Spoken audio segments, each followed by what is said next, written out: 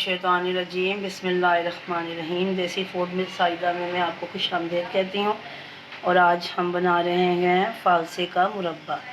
जैसे कि माशाल्लाह ये गर्मियों का मौसम है और सीज़न भी है, तो ये किसी तरीके से ये हम खा सकें। हमारे अंदर ये फालसे बहुत फ़ायदेमंद हमारे जिस्म के लिए। और आए आज का हम आगाज़ करते हैं। एक इतने साइज़ की प्याली फालसा, ये तकरीबन 1 पाव फालसा है।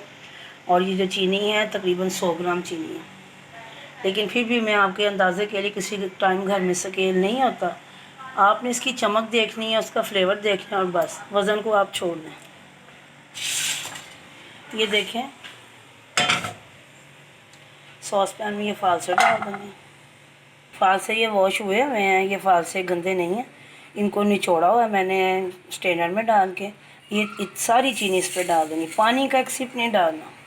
ये आपकी चटनी, मुरब्बा, जो मर्ज़ी कह लें इसे, हमारे घर में इसको मुरब्बा कहते हैं। ये ख़राब भी नहीं होगा। 1 माह फ्रीज़ करने का, फालसों को संभालने का बेहतरीन तरीका है। आप इसको बना के फ्रिज में रखें, बाहर जार में डाल के रख दें। और ये देखें, इसको अब हमने बस हिलाना है। ये खुद ही इसमें से पानी, जब ये फालसे छोड़ेंगे तो अभी कितना पानी हो जाएगा मैं आपको दिखाती हूँ। ये देखें इसमें कितना पानी हो गया। तो अगर आपके किसी टाइम होता फालसों में इतना पानी नहीं होता, तो आप बिल्कुल मामूली सा ऐसे हाथों से ऐसे छटा लगा सकते हैं।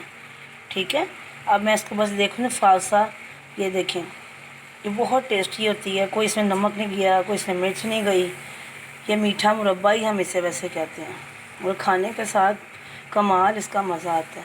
सिर्फ इसको मैं 2 मिनट पकाऊंगी, मैं आपको डिश आउट करके दिखाती हूँ। माशाल्लाह हमारा मुरब्बा फालसों का तैयार है। अब आप इसको चाहे फ्रिज में रखें या बाहर इसको किसी जार में डाल के महफूज जगह पे रख दें जहाँ बहुत ज़्यादा गर्मी ना हो। ये देखें माशाल्लाह, आप ये भी अभी गर्म है। इसकी चमक देख रही हैं, कोई बस चमक प्यारी सी होनी चाहिए।